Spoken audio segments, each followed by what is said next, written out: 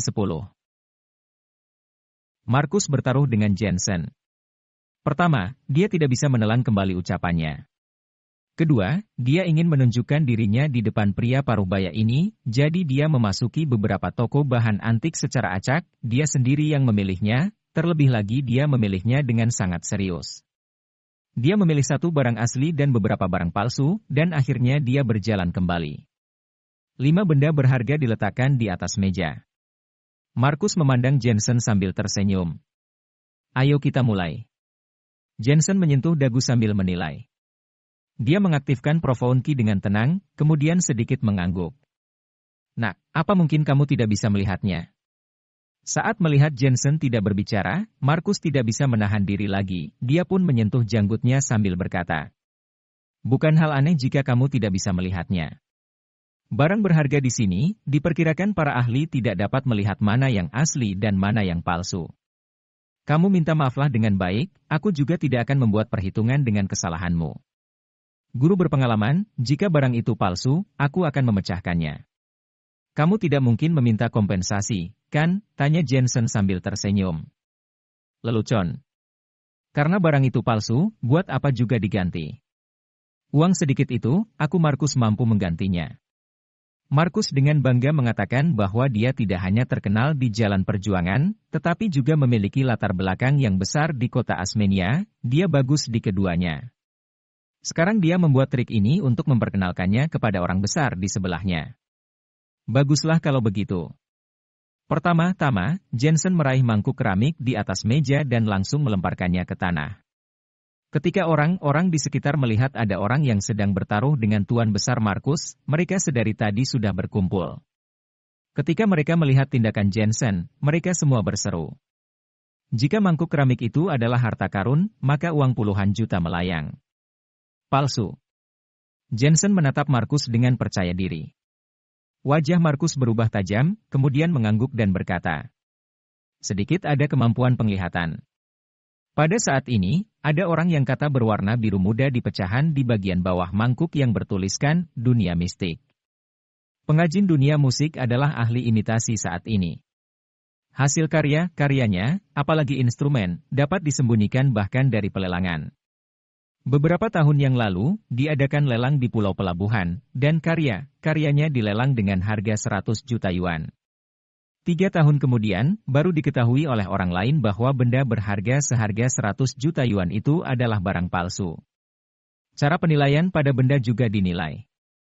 Hanya tuan besar dengan memiliki pengalaman, wawasan, dan tingkat kematangan diri yang dapat melihat karya dunia musik. Seperti profesor ahli lainnya, yang sama-sama tertipu.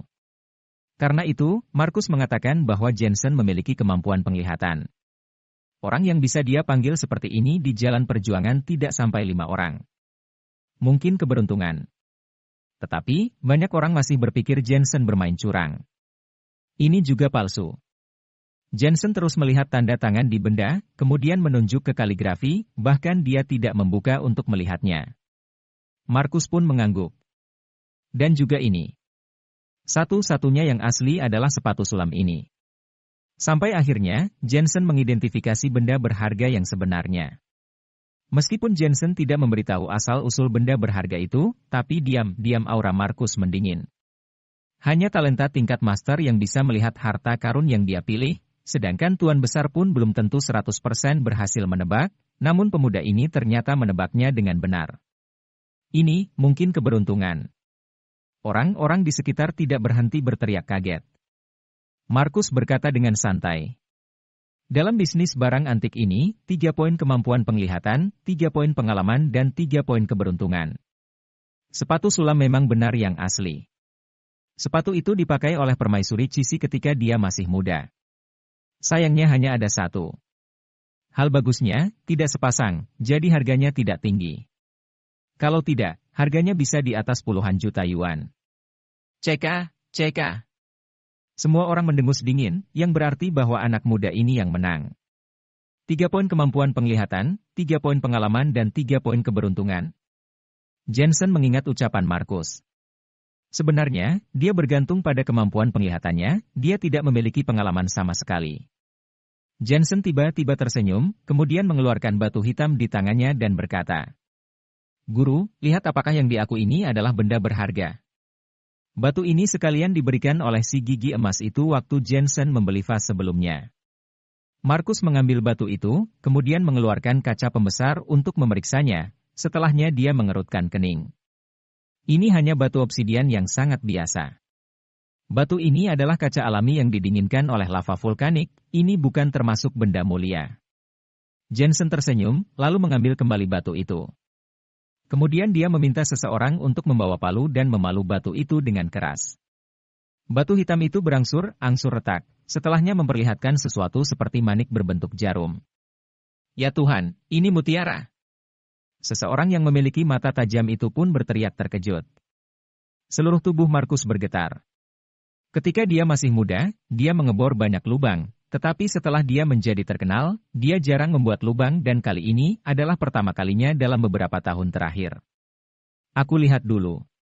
Markus dengan cepat mengambil batu itu, dia mengeluarkan kaca pembesar dan melihat dengan cermat. Ini adalah mutiara paling murni, terlebih lagi ini adalah mutiara surgawi bermata 9.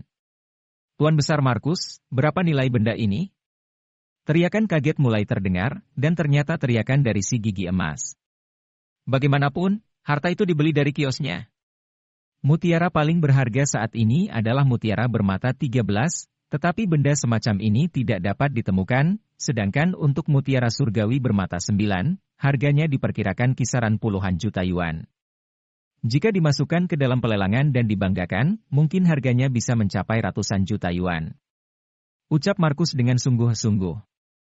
Dia akhirnya tahu bahwa pemuda itu sepertinya tujuannya bukan membeli vas bunga sebelumnya, tetapi sebenarnya tujuannya adalah mutiara ini. Jeduk. Si gigi emas terduduk lemas di tanah. Dia tidak menyangka pemuda yang dia tipu ini, malah berbalik dirinya yang tertipu. Puluhan juta yuan. Sebenarnya, Jensen tidak mengerti harga mutiara. Dia hanya melihat aura yang jelas manik itu saja. Jensen tidak ingin berhubungan dengan orang-orang ini terlalu banyak demi menghindari dan menimbulkan masalah, tetapi ketika dia ingin pergi, dia tiba-tiba melihat pria paruh baya itu. Setelah menyadari orang yang terakhir hanya berdiri sebentar, tetapi dia sudah berkeringat. Yang paling penting adalah, pada tubuh pria paruh baya itu, Jensen memperhatikan gas hitam yang tidak bisa dilihat orang biasa. Tampaknya pria paruh baya itu telah melakukan kontak dengan hal-hal yang tidak bersih. "Pak, apakah pinggang dan lutut Bapak lemah, sensasi dingin dan anggota badan dingin terutama anggota gerak bawah, jiwa tertekan, pelupa dan susah tidur?" Berasal dari orang tua yang menjadi dokter, Jensen masih berencana untuk membantu mereka.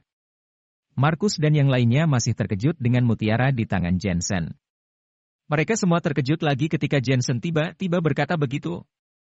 "Apa maksudmu?" Di sebelah pria paruh baya, seorang wanita yang tampaknya berusia 40-an mengerutkan kening. Wanita itu mengenakan pakaian yang lebih formal, tetapi tulang pipinya lebih tinggi, kemungkinan sifatnya agak kasar. Jensen tidak suka wanita itu yang menatap matanya. Awalnya dia ingin berbalik dan pergi, tetapi dia sudah mengatakan setengah apa yang ingin dia bicarakan, jadi lebih baik menyelesaikan secara langsung. "Aku bilang, Bapak ini dalam kesehatan yang buruk, yin berlimpah dan yang kurang. Konyol. Kamu belajar pengobatan tradisional, ya? Aku lihat kamu masih sangat muda, kemungkinan baru saja lulus dari perguruan tinggi. Tetapi, pengetahuanmu tidak berguna, dan aku tahu mengapa kamu berkata begitu. Kamu ingin mendapat sanjungan dari Tuan Alex, kan? Anak muda, kamu tidak terlihat sangat pintar." Wanita itu berbicara untuk meremehkan Jensen. Dia sering bertemu dengan orang seperti Jensen ini. Mereka mengambil berbagai kesempatan untuk mendekati Tuan Alex untuk menemukan jalan keluar yang baik. Seketika Jensen pun merasa tidak senang. Dia dengan baik hati mengingatkannya bahwa dia telah disalahpahami sebagai orang yang serakah oleh orang lain. Sejujurnya, dia sama sekali tidak tahu siapa Tuan Alex itu. Wanita itu tidak menunggu Jensen untuk berbicara, dia pun langsung melanjutkan.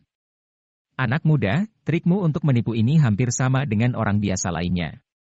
Aku adalah dokter yang merawat Departemen Endokrinologi Rumah Sakit Jenkins. Di dalam tubuh Tuan Alex mengalami gangguan endokrin yang disebabkan oleh pasokan energi tidak mencukupi dari organ dalam.